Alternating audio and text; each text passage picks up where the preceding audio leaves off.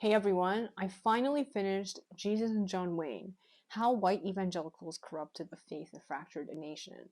This was one of the best nonfiction books I've read recently, and it's really given me a lot of inspiration for the nonfiction book I want to write about, the intersection between the American idea of individualism and how that is connected to their idea of masculinity and freedom, and how that has led to conspiracy theories and all these other things that have happened.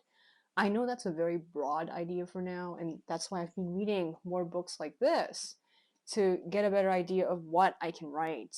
I think I'm going to start by tracing the ideas of American freedom, like where it comes from the Enlightenment, how it developed in the New World in reaction to the Old, and how these people from the Old World who came into contact with America, like Alexis de Tocqueville, saw American ideas of freedom and liberty.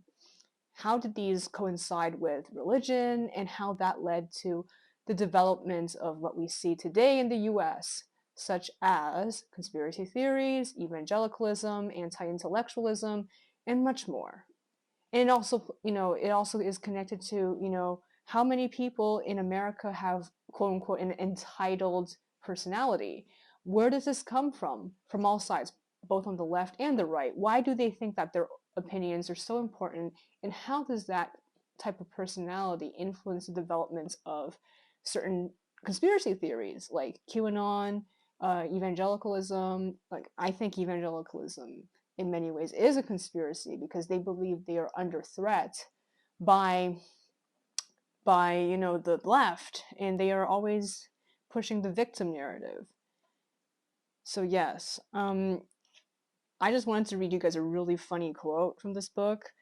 So here you can see that Trump is meeting with Willie Robertson from the Duck Dynasty series. It's a TV show from the 2010s where it's about these guys who are really, really hardcore evangelical, and they own a duck hunting business, I believe. And they have published some books about being a spiritual badass, and how that relates to their idea of rugged Christian masculinity. And Trump is another example of rugged Christian nationalist masculinity. So here, two of his evangelical supporters published The Faith of Donald J. Trump, a spiritual biography. And these two writers went to creative lengths to create a portrait of the president that would appeal to evangelicals.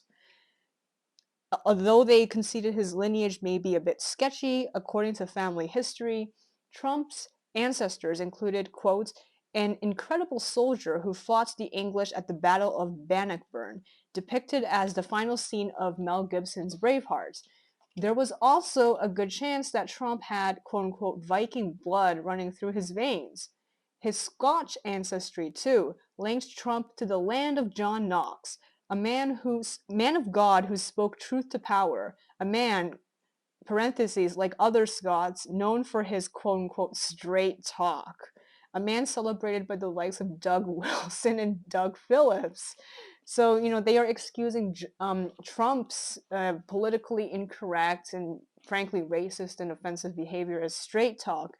And it really appeals to these people because they're not really thinking about Christianity as it is in the Gospels. They're thinking about their version of Christianity, which, Kristin Kobe talks about as being part of their culture, and really combining everything they like about America and about, I guess, their lifestyle in general with Christianity.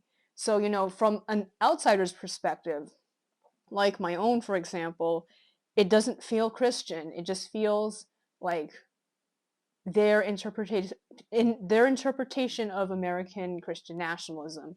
So yeah, it's very context based, and it's really just about them wanting to hear what they want to hear. So they don't care about anything else about Trump. They just want to think about the stuff that he represents that they like Christian nationalism, anti-immigration, misogyny, and all these other isms and all these other problems that we know that Trump has. So yes, so I also recently got this book, which I haven't started yet. It's about the state of the American mind and anti-intellectualism. because I think, and I think Kristin talked about it here in her book as well, that anti-intellectualism is really tied into the whole Trump supporting aspect, because Trump is portrayed as someone who is, the common man. He knows what the common man's going through. Of course, he's not, because he's extremely wealthy and well connected, but it's the image that counts. And in America, the image of anti-intellectualism and quote unquote being the common man, even when the person's not a common man, is part of selling a certain person. And Kristin also mentioned that one of the other people who have done that is George W. Bush, who went to Yale. But of course, he presented himself as, just a common man. He's not, extremely intellectual or anything.